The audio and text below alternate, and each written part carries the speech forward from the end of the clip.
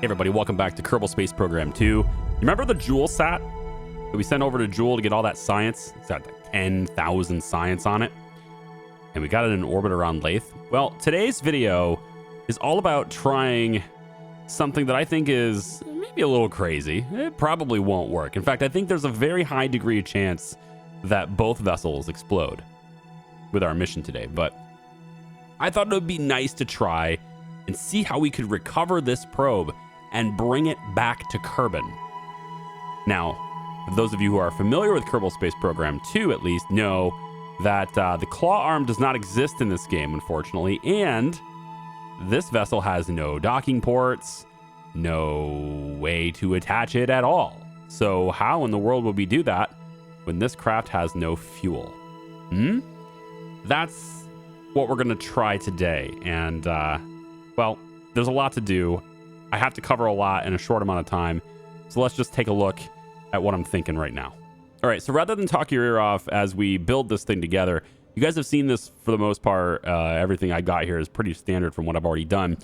And so let's just walk you through what we have, and then we'll go ahead and launch. I've got a whole bunch of parachutes along the top of this. There's 6 drogue chutes and 6 radially mounted chutes here. We got a big telecommunications dish because we're going far away. At the top of this, you're going to notice we've got a heat shield at the top of the vessel as well. This is a just in case. It's my insurance policy. In case we're entering the atmosphere of Kerbin on the way back and this thing wants to turn around for some reason.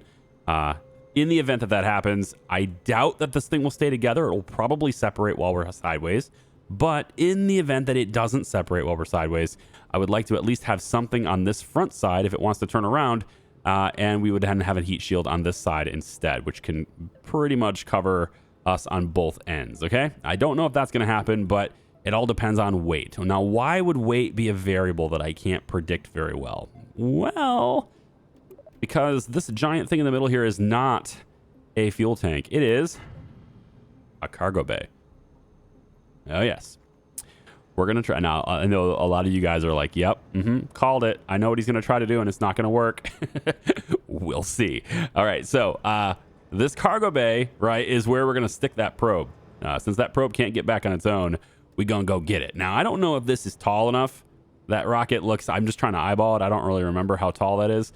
So just in case I need a little extra space, I can also open that one.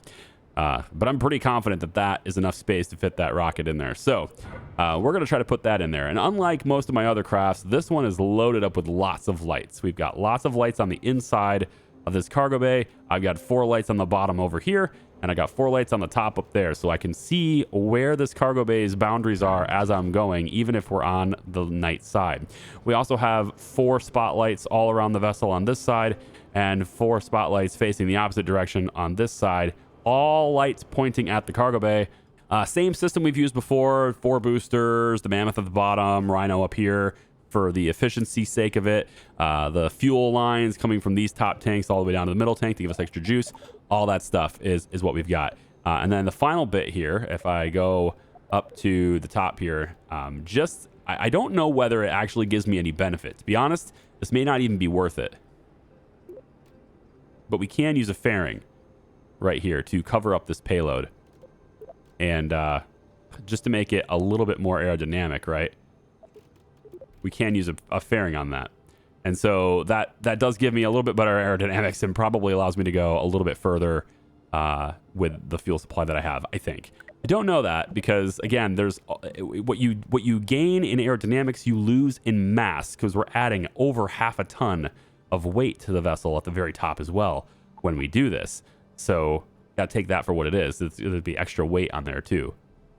But overall, because it's a heat shield and that thing is designed to pick up and for the atmosphere to hit it, I feel like I want to have at least a little pointy part at the top there. So we're going to make it more pointy. We have a very specific mission today, and we're just going to get it back into Kerbin's sphere of influence. This rocket probably will not survive to bring that payload all the way back. If it does, great, we have the parachutes, but probably it won't survive to come back and bring that rocket to Kerbin.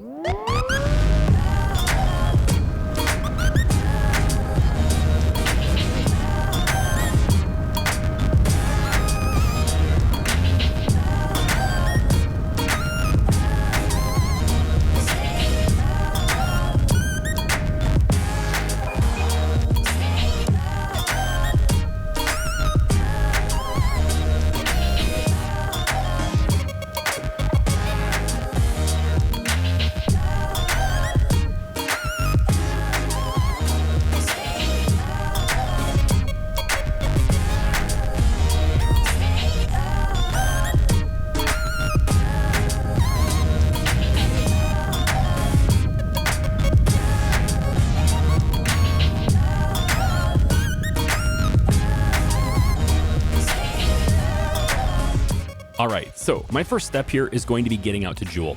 And I've built this craft's orbital stage with enough fuel in it that I can use it as part of the transfer to Joule. I don't like leaving space junk, as you know, and so my idea here is to transfer to Joule when the moon is lined up in my path, so that I have a collision course with the moon locked in within the fuel allotments that the stage provides. That way, I can stage it away and continue increasing my speed, then pass by the moon, but the stage I'm leaving continues on that crashing trajectory. It was designed for this trick, and we'll be doing it twice more in this video.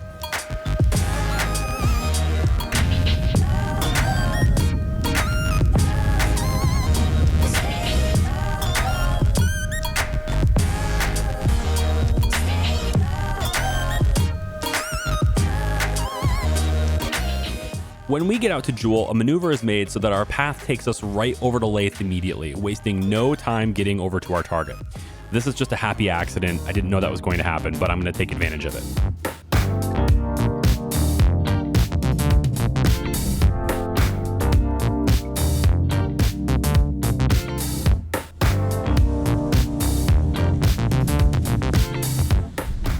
Unfortunately, this happy accident doesn't have us approaching Lathe from the correct angle, and our orbit ends up being a little wonky.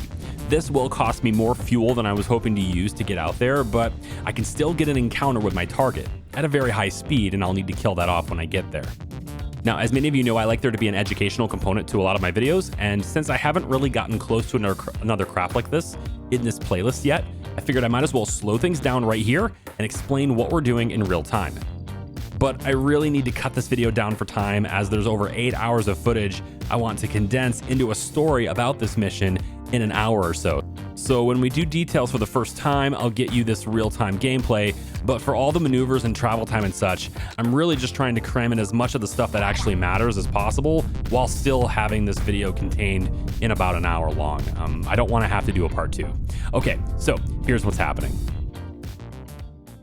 Okay, so I had to use a lot more fuel than I thought I was going to have to use. And it makes me a little upset, I gotta say. Because I was like thinking to myself, man, you know, I think we could probably pull this off. But I think there's a lot less chance of doing that now because of the... Actually, I'm able to... I'm going to get a lot closer to this thing. Yeah. So we're going to be at our closest approach. We're going to be about 5 kilometers away. And I just kind of get a feel for how much time it takes to burn off this thing. So we're not going to be able to go back to Kerbin with this, but that was never the intention. I mean, it would have been nice, but I just need to get it a little bit closer to Kerbin. It's going to take multiple missions to get this thing back because of how it works. And we'll talk about that in just a second. But right now, I need to get the speed taken off of this right now. And I think this is probably the best time to do it. We're getting pretty close to our objective right over there. So... let's try to kill off all this relative velocity. There we go. All right, and that's pretty good. All right, we've killed off pretty much all of our relative velocity to target now. Now we're going to go ahead and face the target. And we're 5.2 kilometers away from this, which is close enough to actually get our rendezvous okay here. 313 meters away from this at closest approach now, which is perfect. So, well, it's not perfect. We have to be right on top of it, of course, eventually, but it's good enough for what I'm looking to do for it. And of course, we are going to be doing all of this on the dark side because of course we are. And that is why I brought the lights. That's why I've got all these wonderful lights on this craft ready to go. Yeah. So let's just go a little bit. We're going to want to face target retrograde here to kill off the speed. So let's go ahead and let this thing turn around. We're going to try to use our fuel at this point as little as possible. Okay. So if we kill off this main speed here, and then as we approach it a little bit, we're going to see about just using our RCS. We are very limited on how much RCS we have, but obviously we need to get home, or at least get out of Joule and go solar if possible. Okay, so we are going to continue. Get up closer to this thing. There's our Joule set right down there. All right, there we go. Just a little bit closer here. All right, probably going to need to do this maybe one more time. We should be getting within 300 meters of it is what it looked like, but I get the text is really small. We're at 520, 510, 500, and at this point, you know, it's probably okay to start killing off the speed, but remember, I have to be right on top of this thing, so... And right now my periapsis is in atmosphere. We're just going to go ahead and kill off the relative velocity here. Nice and slow. And there we go. Okay, good enough, I think. Let's face target. We're going to go do this one more time. Okay, so we're going to open up our cargo bay. I'm going to open up both of them because oops. No, open up the cargo bay. Yeah, both of them, please. Yeah, that little one too. Yeah, okay. And what we're going to want to do, you can see the craft is right there, right? So we're going to use our RCS to kill off our relative velocity this time around. If you've never played the game before, the RCS controls are actually different keys than you would normally use for just like maneuvering the craft's attitude. So you're going to hit R to activate your RCS system. So that when this is green, and then you're going to use I, J, K, L, as well as H and N. And H and N are your forward and backwards. And so what we're going to do here is hit N, and that's going to be our, you know, scoot back kind of thing here. And so as we get closer to it here, we're just going to start killing off our relative velocity by using RCS to slow us down. And I'd like to see this thing get, yeah, like right by me here. Okay, so we're going to just kind of approach it like this. Okay. Try to get ourselves to where we are right underneath that target. And then kill off the rest of the speed. You might want to rotate just a little bit here. There we go. And I can kill off the rest of that speed now. Now what I want to do is real quick, we're going to switch to the other craft. And I am going to tuck in the solar panels. Then what I want to do is I want to line this thing up to where it is, and I have to do this visually because normally we would have docking ports, and that makes this process so much easier. But now I actually have to use my eyes here and try to find that sweet spot where it's going to be kind of lined up with my cargo bay. Okay, I'm going to swap back, and now we're going to use the same RCS thrusters, but we need to figure out which direction it is. I think it's K. It's going to be K. So K is going to move me up, and I want to turn off SAS for now because it's going to constantly use RCS trying to right the ship here, and I don't want it to use it just yet. I'd like it to just let me float toward this thing. So K is going to move me, I guess it'd be up. And again, I have to use the camera entirely for this because there's no docking ports to reference. And so it's going to be a little bit of rotation with the camera and everything, playing around with that. We want to go a little bit over to the left here. And you got to keep it rotated. Okay, now I think I'm ready for SAS to help correct me here. It's going to use a lot more RCS thrust, or a lot more RCS, monopropellant. I was going to say RCS fuel, but I might as well just say monopropellant. It's going to use a lot more monopropellant. Oh, I need to tuck these in so they don't get hit.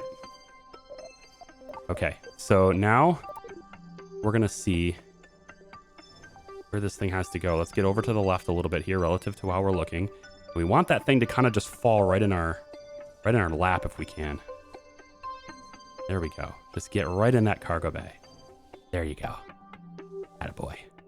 It's not fully in there yet. You can back up just a little bit and then hit up and get right there. And once it's kind of getting in the cargo bay, we're going to go like this. And we're going to tell the cargo bay to grab it. All right. Now, the first thing I need to do with this is shut off SAS in both crafts. I don't want that thing moving around. Then I'm going to close that cargo bay. Okay. So we have we have the dish. We have it in there. Now, what happens when it's in there? Well, it's not part of our craft, okay? It's not a part of our system, all right? So nothing we do is going to affect that. In fact, it's treated as a completely separate craft. So it's just kind of hanging out in there, you know? It's just in there, all right? But as we start to accelerate, it's of course going to shift. So whatever we do, we need to do it in small increments. And here's the big thing, and this is only known because of testing ahead of time. You can't use time acceleration with this. If you time accelerate, it kind of puts these crafts on rails, right? But they're going to end up phasing through each other, which is a real bummer. And when they phase through each other, of course, they kind of start to leave and is no longer in your cargo bay. And if you allow the parts to exit the cargo bay while it's phasing through, those pieces eventually just blow up. Now, this also means that I can't offload this craft and then go to the tracking station and time accelerate and then reload this craft and expect this thing to be in the cargo bay. It won't be. So what I have to do is I have to put this thing in the trajectory that I want it to go, make that burn. Again, no time acceleration allowed. And then once I've made the burn and both crafts have the same trajectory heading towards wherever I want them, then I need to open up my cargo bay. Again, this is done just through testing. So if somebody else has a different experience, let me know. I need to open my cargo bay and let this thing out, okay? Once I do that, both crafts can be completely separate, and then at that point, I can then go in and time accelerate. Now, of course, that means that both of these things will eventually separate and they'll get further and further apart, but they'll have roughly the same trajectory. So that when it comes time for me to make an adjustment, I can load this craft, and if possible, which I don't know that part because I haven't tested that far into it yet, if possible, try to find a way to correct and rendezvous with this thing again, capture it again, and then without time acceleration, make another burn. And that's how I have to bring this thing home. And that's why I said this is a really silly thing and it's probably has a very low chance of success, but I want to give it a try. And the reason why I want to give this a try like this, if you haven't, you're probably thinking, why don't you just bring a Kerbal out and grab it? And it's because Kerbal Space Program 2 does not allow you to do that, at least not the vanilla game. If there is a mod out there that allows this to happen, I would love to know what it is because that would be a really great experience, but to my knowledge, there isn't. Let me show you what I mean. All right, so here is a quick test save to show you kind of what I mean here. We've got Bill Kerbin in orbit of Lathe, and here's the satellite, the very same one that I just captured with the cargo bay. So on this vessel, you can just see that there is no science at all on board this vessel. If I switch back to this satellite here, we have 10,360 science, which is what we're trying to get with this mission. So if I take Bill out of this pod, right, and turn on his thrusters here. There we go. Hey there, buddy. So again, above Lathe, right? And we're just going to come on over here. The Kerbal Space Program 2 does not provide a way for a Kerbal to gain possession of any science from this vessel. So unless I can become part of this thing, unless I can become one with this craft in some manner and connect to this thing, I can't get the science. I can right click this. There's no mode here. There's nothing here. Science, little sniffer. I can't click anything. I can't do anything that would allow me to gain access to this science. There's just nothing there for me to do. I can see there's 0. Now, the one thing you can do with these things, and I'll probably reiterate this at the end of the video, if you know you're going to be on this big science-y mission, you can put an external command seat on this thing. So if I placed a couple of external command seats on here, then I'd be able to do it, because then my Kerbal would be able to get in the seat, and as soon as he gets in the seat, the science is then copied and merged over into his inventory, and then he can exit this craft and get back to the pod. But there is currently in Kerbal Space Program 2 no way, without a docking port or an external command seat of some kind, no way to transfer that science back to the pod. You can see the Kerbal has no science on board. And if I was to come on over to the seat here, just to, reiterate that I've been there and everything, here you go. Hi, grab. Can you grab it? There you go. There is no science on board. So again, there's no method of doing that to my knowledge, and there doesn't seem to be a tool enabling me to get this science off of this vessel and put it in that Kerbal's inventory. Okay, so that's why we're doing the mission the way we're doing it. Okay, so what we're going to need to do here for this crazy idea is we're going to have to go around Lathe one more time and start our burn over here. And if we do this for 465 meters per second, and as a little reminder, we've got 1,400 something remaining.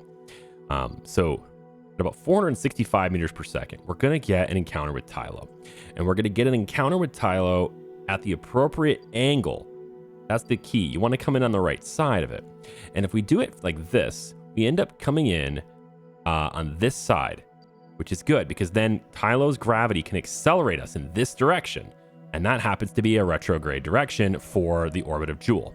So we end up getting accelerated by Tylo, appropriately giving us a lot more delta V and kicking us that way. And it's important because we're going to get ejected in that direction, relative to everything's orbit. So we want to go that direction, and that's going to get us retrograde to everyone's orbit and bring our orbit down over here.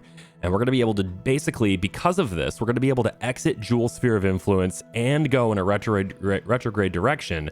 Well, it's not a retrograde direction. I'm trying to figure out how to talk to you guys at 3 a.m.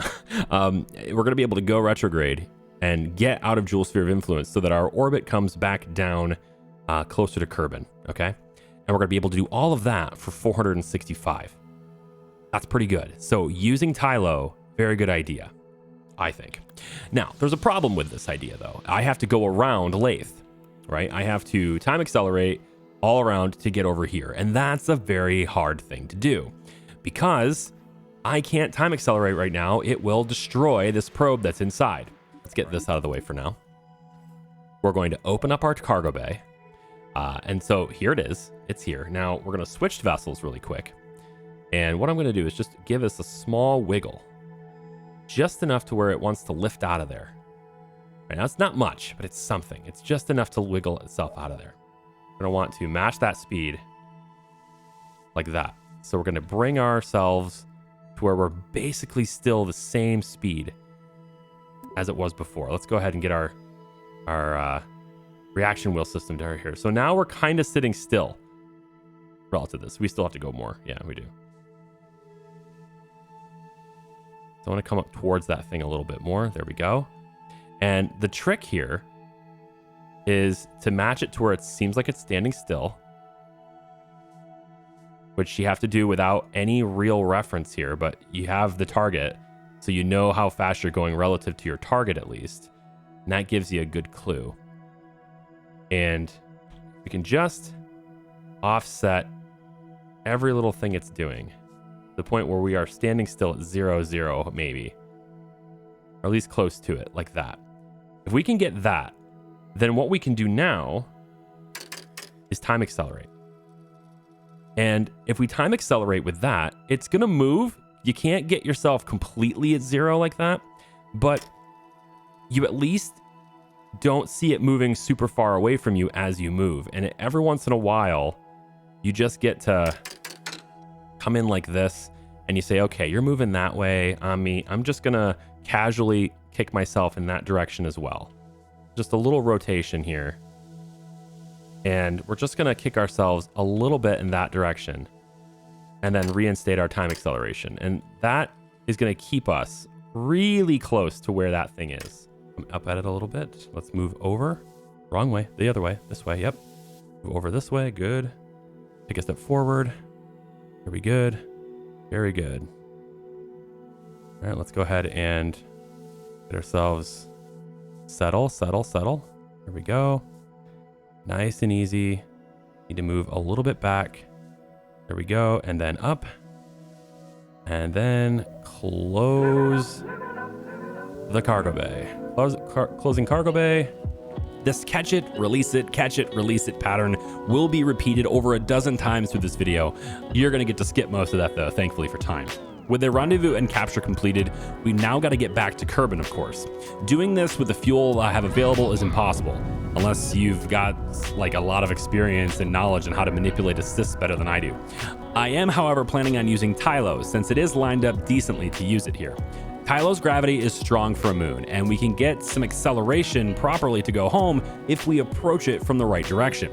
So a maneuver is planned to do just that, coming in at it in such a way that it pulls us in towards that retrograde direction, effectively accelerating us in a similar way to burning on the sunny side of Jool when we're in a proper orbit.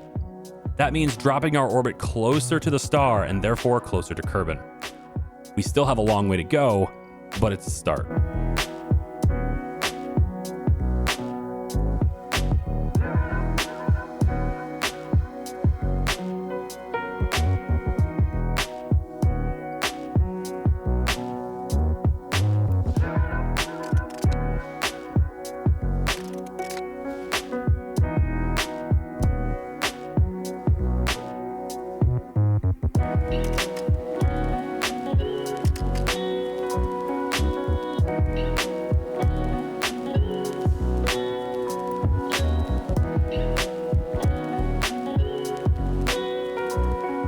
I'll get maneuvers working when away from Jewel as well, getting us to an encounter with Duna. I was planning on aero braking there for some free deceleration, but we're going to be coming in really fast anyways, and Duna's atmosphere being so thin, combined with how strong heating effects are in this game already, makes this a very high risk for very little reward situation. I'll go ahead and demonstrate what a test of this looks like. KSP2 has an issue with fairings and cargo bays not properly protecting payloads anyways, and oftentimes you'll get excessive heating on the inside of fairings when the payload should be getting shielded.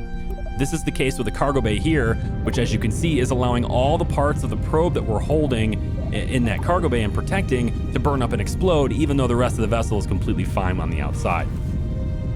To counteract this nonsense, I'll disclose to you right now that I cheat this aero brake and turn off part destruction from heating.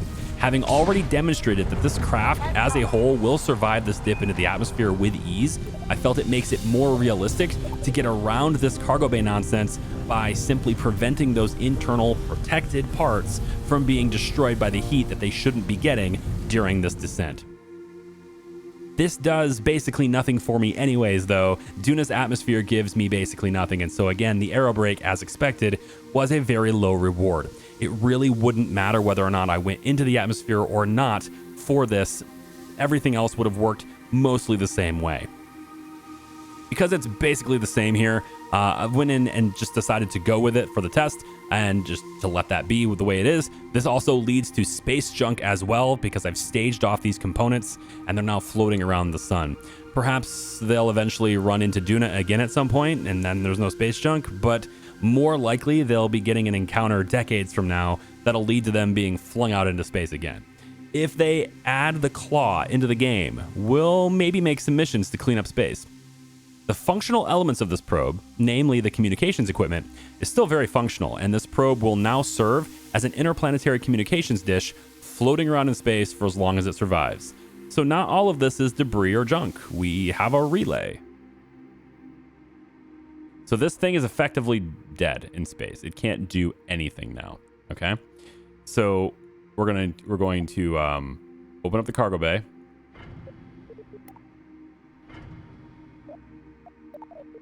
There we go.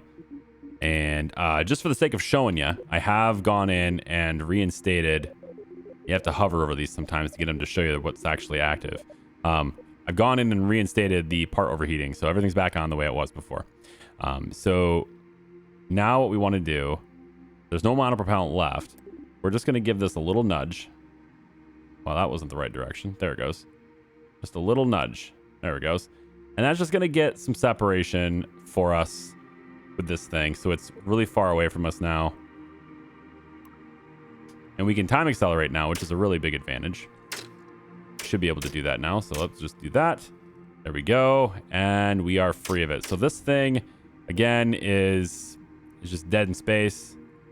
And oh, I'm still in time acceleration. Okay. I was like, it won't close.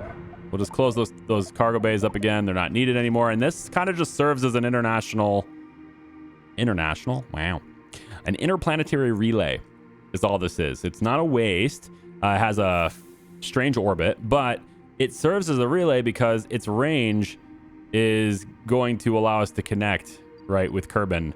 And so it can kind of just do this little thing here where it kind of maybe sort of gets into Duna's sphere of influence every once in a while. We did manage to, okay, camera, you're killing me here. Let's try this. There we go. Just put it on the sun. We did manage to get our orbit well inside of Dres. So this is Dres, this line right here. And we're not going to have to deal with Dres ever. So that's great. Dres is also inclined. And none of our ship's components here that's floating around in a pretty equatorial orbit is going to interfere with Dres. So effectively all we have to worry about with some of this stuff is Duna. It does enter the sphere of influence of Duna at some points. The chances of it colliding with Duna are very small, but given enough time, it will most likely collide with Duna or Ike, or at least be influenced by them further in the future and get flung maybe even out of the system at some point. I'm not going to say that means there's no space junk. There clearly is. And I'll look and see, maybe we can do like a mission to go out and get it all. That would be a lot of time for not a whole lot of payoff. But hey, if we wanted to role play that, I suppose we probably could at some point. But in any case, this thing's going to serve as a relay. It's got plenty of solar for what it does, and it's you know, able to do that. And all we want to do, just to make sure it never runs out of power, is we're just going to give it a little, just a tiny little rotation like this. And now, no matter where it is, it will always get sun exposure for the overwhelming majority of its journey. And we'll never have to worry about it, you know, like the sun's over there and these things can't rotate. Oh no, it's dead. We won't have to worry about that anymore. It has a slight rotation like this. Onwards we go and open up the cargo bay for what seems like the 20th time, and we let this thing out to roam free. To continue from here then, we're going to need to get ourselves another rocket up here. And so, with a little nod to a few people, we go again.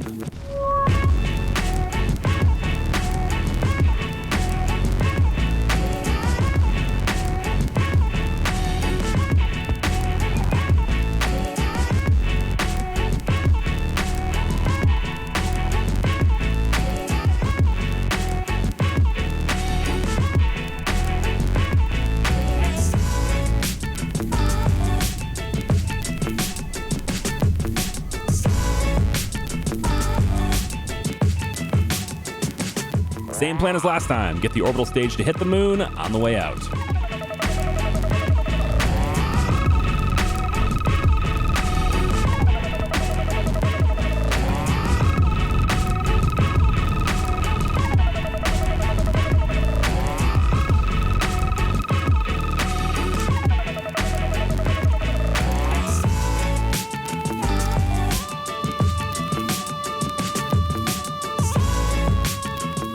Meeting up with this probe again was actually a little bit more challenging for me. I'm used to transferring to planets and such, being pretty familiar with how Kerbin needs to be aligned with them, but this craft is in an eccentric orbit, and it's not something I can simply transfer to the same way as a planet. I don't just have it in my head when I need to launch up there, so I figured I would just go and then change it once I'm in solar orbit. And once I'm in solar orbit, it's basically the same as treating this just like any other rendezvous with something that's orbiting around the same body as you. But because we're around the star this time, it means that a lot more time will pass. This mission lasts, in total, more than a decade.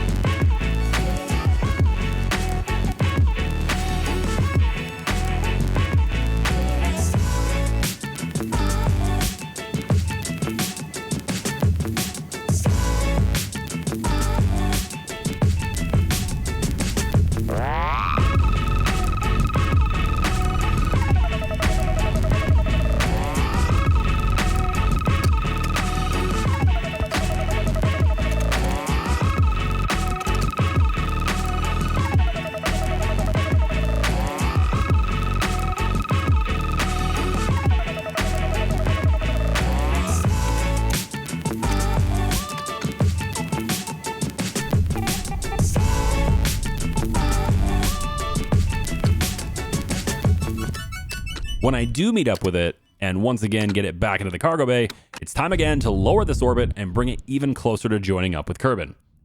I end up having enough fuel to pretty much get this satellite to have an orbit that's nearly the same as Kerbin's, so that they will eventually get close enough to each other for an encounter. I think it'll happen gradually, but I'm not really willing to wait all that much time, to be honest, and also I'm out of fuel in this anyway. So we have another relay, and we also need another rocket. The third rocket will have all the fuel necessary to bring this thing home. Give it one more chance. We're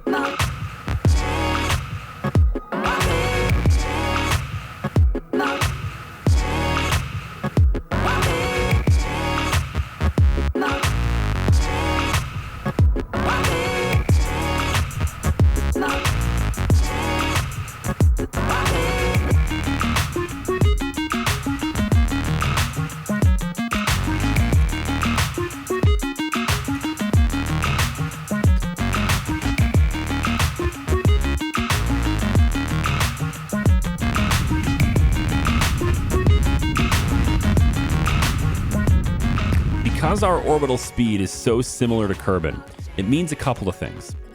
It means that it'll take a very long time to actually meet up with Kerbin.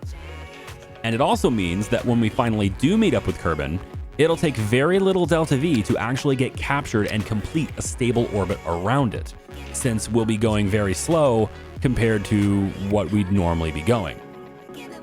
Now, because I don't want to add another 10 years to this mission, I decide that I'm just going to spend extra fuel and lower our orbit around the sun substantially, which leads to our A and B points on the Rendezvous preview getting closer and closer together until eventually we get an encounter with Kerbin's sphere of influence. A little less than a year later. Seems great to me.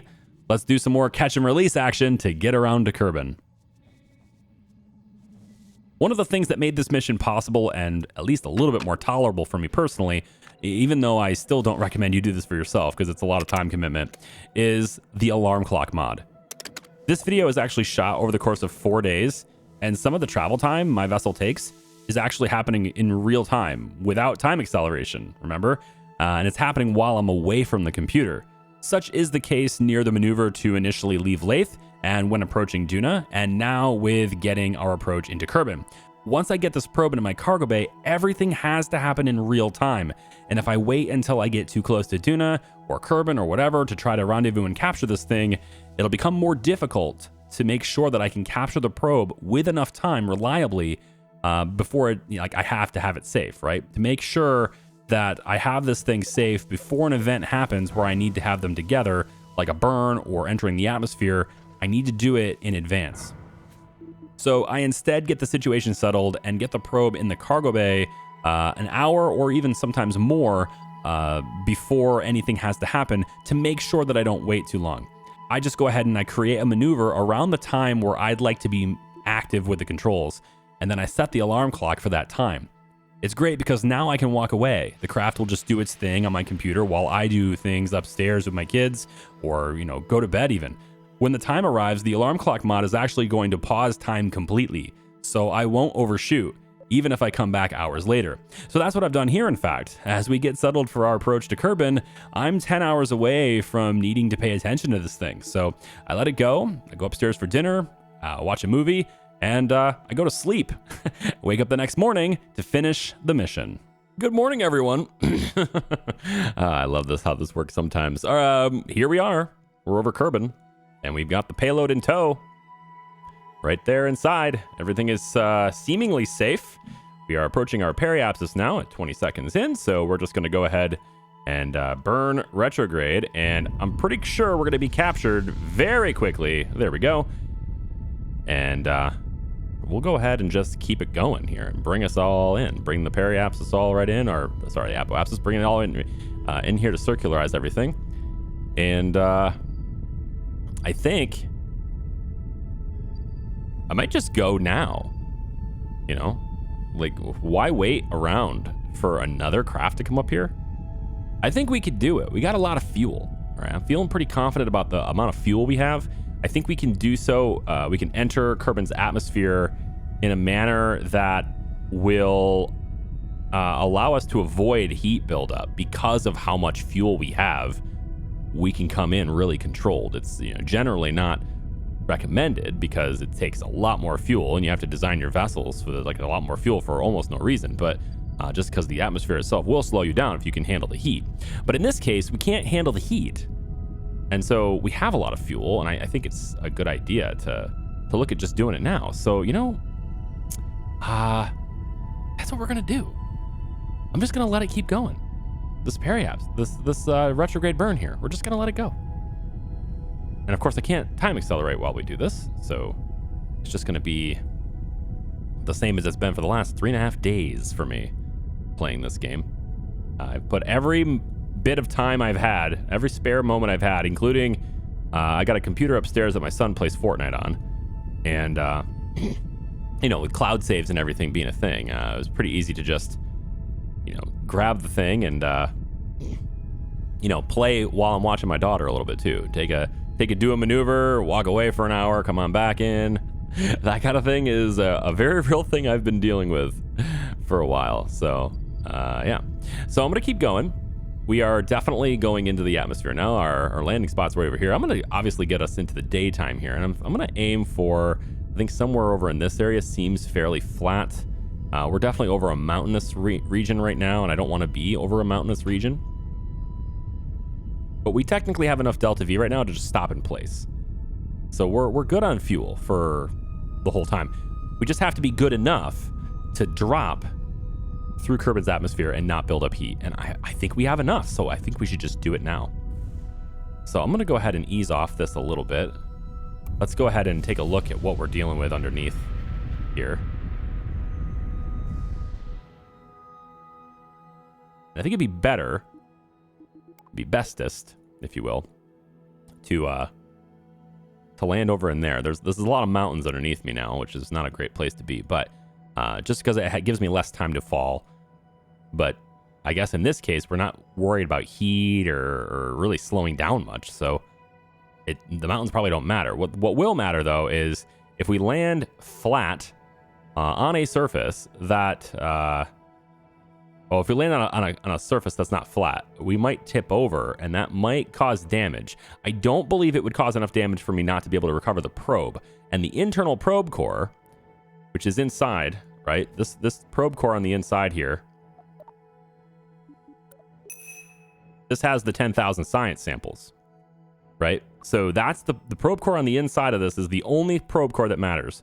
The entire craft could burn to the ground and explode, but as long as that probe core survives and I can recover it, the mission is a success, right? So, yeah, I think I'm going too fast anyway to do that. So let's bring this back even further here. Well, again, we want to make sure we're landing in that flat area over here. I gotta believe that we are, right? We're gonna have enough slowing us down, but yeah, we're gonna have enough slowing us down. Let's just coast for a little bit. And again, a reminder, I'm not able to time accelerate to this. I have to actually coast it in real time. Otherwise, I will lose the payload I have inside my cargo bay. It will just phase right through the cargo bay like it's on rails with no collisions, and it will just leave my ship. That is until I get into the atmosphere, and then there's physics time warp. And I believe with physics time warp, we would be okay. But I'm still going to be, managing the speed, entry speeds, and all that stuff. I'm still going to be doing that. And so I don't think it matters as much. I would rather not kill off 1,000 meters per second, but at the same time, I'm worried we're going to overshoot. There's just no way we overshoot, right? This whole thing is flat. Yeah. This whole thing is flat. It's not just this little patch. This goes on for a while, and the atmosphere is going to slow us down more. We're fine. We're fine. Although, landing in that tiny little speck of water, that might be interesting too. Should we do atmospheric science on the way down? We should, right? I mean, we could. We totally could. I have to switch my camera to do that, but 100 kilometers now. We're finally under 100 kilometers. Just slow us down just a little bit more. I'd like to come in, in this area. I don't want to get anywhere near that. I want to be down here. Although, if you think about it, I know, indecisive, right? If you think about it, the closer we get to the water, the more likely it is that the land that we're going to be landing on is flat, right? You certainly wouldn't want to aim for this thinking it's flat, but it's probably lots of hills still. But to where if we get out that way, I think it's more likely that it is flat. We're not going to need these solar panels, but I don't think I care to bring them in. If they're going to take some drag, if we're going to have some drag, that's fine. And we don't need this either. But whatever, let's just bring it in. We don't need this stuff, but whatever. We can just bring it in. It's fine. All right, let's keep things safe for atmospheric reentry as we start to slow ourselves down to make sure we are not going to overheat as we enter into the atmosphere. We begin to reduce our speed to make everything as safe as possible.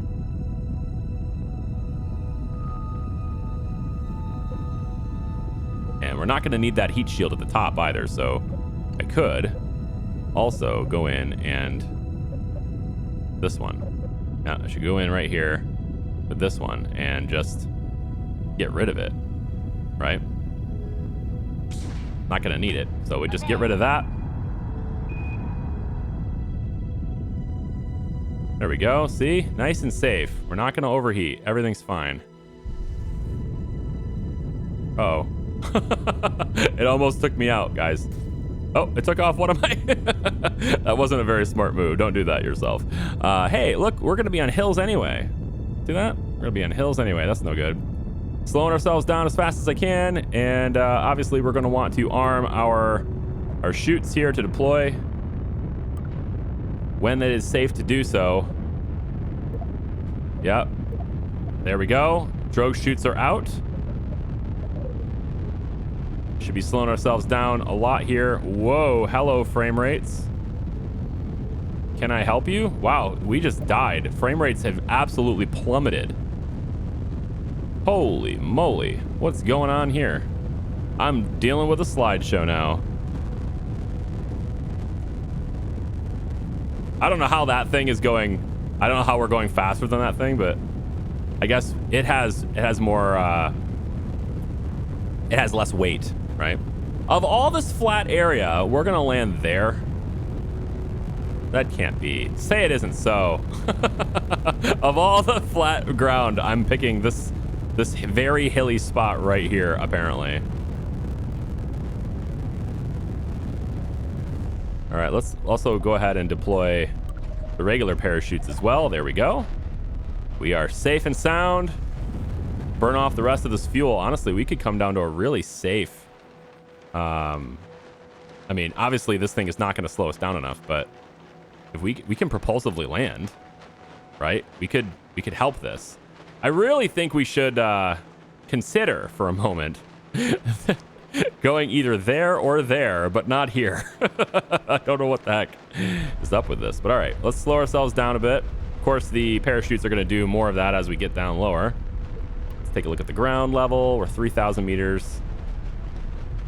4,000 meters, yeah, 3,300 above the ground. There we go, just slowing ourselves down. That's a nice controlled landing, you know? Open up, parachutes. I want to see where we're at.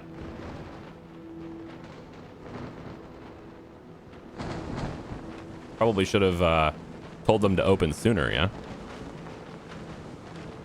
Well, we're going a pretty safe speed anyway at this point. Like, nothing I can't offset with my rockets, so it's fine.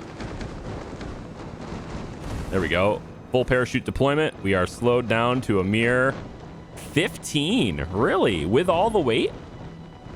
Wow, I did pack a lot of parachutes for this exact reason, so that is gonna do it. I don't think there's any way we lose this payload. This is fantastic news, everyone. Fantastic news indeed. Here we go as we touch down on the surface of Kerbin. As the capsule has made it back from Jewel, touched down on the surface of its home planet.